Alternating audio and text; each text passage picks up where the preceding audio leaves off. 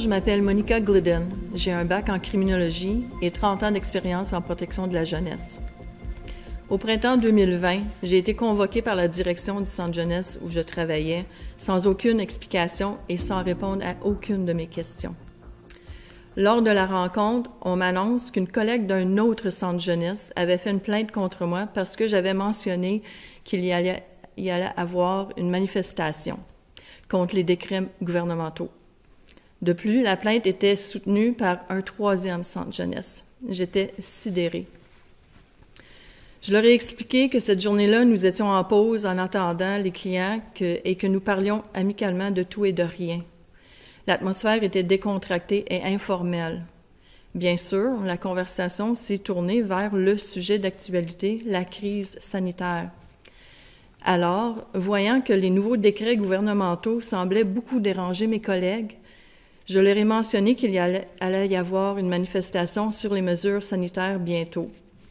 J'ai aussi expliqué à la direction qu'aucune de ses collègues n'avait donné la moindre signe d'être contrariée, mais que si cela avait été le cas, la personne aurait pu venir m'en parler en personne. Puisque nous travaillons dans le domaine des relations humaines, il me semblait que ça allait de soi. Après mes explications, ils m'ont dit que mes propos allaient à l'encontre du narratif du gouvernement, qui était mon employeur et à qui je devais ma loyauté.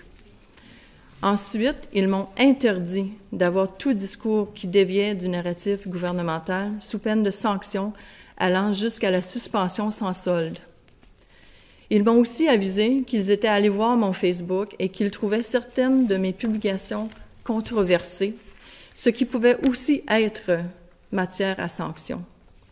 Et cette censure officielle était appuyée par les deux autres centres jeunesse.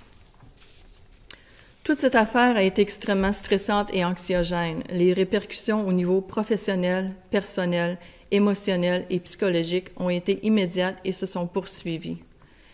Les choses se sont dégénérées juste pour avoir donné une information publique sur un événement pendant une pause. J'ai ressenti de l'indignation à me faire traiter de cette façon comme une criminelle et de me faire menacer de sanctions. Je me suis sentie trahie par cette collègue qui n'a même pas eu la simple décence de venir me parler de ce qui l'avait dérangée. Cette plainte a eu des effets négatifs sur mon équipe puisque j'ai été relevée de certaines de mes fonctions, ce qui a rajouté une charge de plus sur deux collègues qui étaient déjà débordés. De plus, puisque j'étais interdite de discuter de ce qui s'était passé, je ne pouvais même pas leur expliquer pourquoi. Et ça laissait planer de fausses impressions que j'avais commis une grave erreur. J'étais envahie d'émotions contradictoires de faire vivre ça à mes collègues tout en sachant que je n'avais rien fait de mal. Ne sachant pas de qui venait la plainte, je me suis sentie obligée de toujours être sur mes gardes car je ne pouvais plus faire confiance à personne. Je craignais de parler et d'être dénoncée.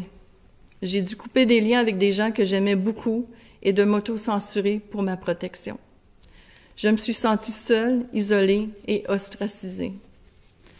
Toute cette situation et d'autres événements connexes ont contribué directement à ce que je prenne une retraite anticipée 2 ans avant ma date officielle, avec toutes les répercussions financières que ça a causées.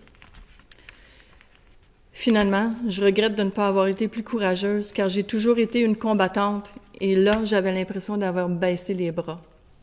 C'est pour cette raison que je vous raconte mon histoire aujourd'hui, pour vous donner le courage de venir témoigner vous aussi de ce que vous avez vécu. Merci.